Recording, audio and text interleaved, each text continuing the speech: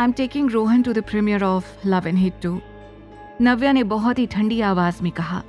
नव्या को रोहन के प्रीमियर पर जल्दी जाना था, इसलिए वो अभी विशाल से उलझकर अपना मूड खराब नहीं करना चाहती थी। नव्या जैसे ही आगे बढ़ी, तुरंत विशाल नव्या के सामने आकर खड़ा हो गया। बाय द वे नव्या, मुझे तुमसे एक बात बोलनी थी कि तुम्हारे स्टाफ ने बहुत सी मिस्टेक्स की हैं। विशाल ने नव्या से कहा। नव्या कुछ समझ पाती कि विशाल ने सारा को घूरते हुए फिर कहा, तुम्हारे साथ क्या प्रॉब्लम है? अगर तुम छोटी छोटी चीजों को ठीक से नहीं संभाल सकती तो आगे मैं तुम पर कैसे भरोसा करूंगा? I think I will have to fire you. Vishal अक्सर कंपनी के मामले को संभालने के लिए नहीं आता था, लेकिन वो दूसरों के काम में दखल देने के लिए हमेशा आगे रहता था। मैंने ऐसा कुछ नहीं किया, सारा ने कहा। तुमने ऐसा कुछ नहीं किया? तुम ठीक से एक काम नहीं करती सारा, विशाल ने गुस्से में कहा। सारा और रोहन को विशाल की बात सुनकर बहुत बुरा लग रहा था। सारा की अब एक शब्द भी बोलने की हिम्मत नहीं हो रही थी। वो अपना सिर नीचे करके चुपचाप खड़ी हुई थी।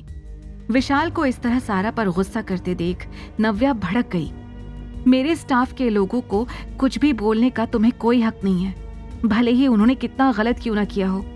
और मैं सारा को अच्छी तरह से जानती हूँ, सो तुम्हें कुछ भी बोलने की जरूरत नहीं है, नव्या ने विशाल को दो टूक जवाब देते हुए कहा। नव्या की बात सुनकर विशाल का मुंह उतर गया था। क्या अब हम जा सकते हैं? नव्या ने विशाल को सामने से हटने का इशारा करते हुए कहा।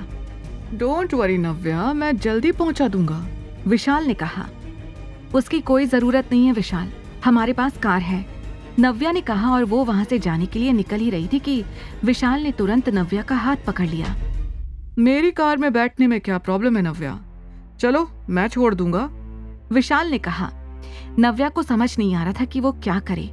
वो विशाल को अच्छी तरह से जानती थी कि वो कितना गिर सकता था और वो बिल्कुल भी लेट नहीं होना चाहती थी।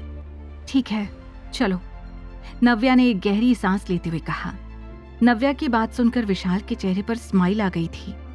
वो तुरंत अपनी कार लेने के लिए बेसमेंट में चला गया। वो नव्या को अपनी कार दिखाकर इम्प्रेस करना चाहता था, लेकिन रोहन को ये बिल्कुल भी पसंद नहीं आ रहा था। विशाल तो रॉबर्ट से भी ज्यादा खराब आदमी है मैम, रोहन ने कहा। रोहन, अभी हमें जल्दी प्रीमियर पर पहुंचना होगा, बाद में इससे निपटते हैं, नव्या ने रोहन का गुस्सा शांत करते हुए कहा। कुछ ही देर में विशाल अपनी कार लेकर बेसमेंट से बाहर आ गया। नव्या जी बैठिए ना, विशाल ने फ्लर्ट करते हुए कहा। नव्या बिल्कुल भी उसके साथ आगे नहीं बैठना चाहती थी, लेकिन उसने पहले से ही नव्या के लिए कार का डोर ओपन कर रखा था। रास्ते में विशाल नव्या से बातचीत करने के तरीके ढूंढते हुए बातें करता ही जा रहा था।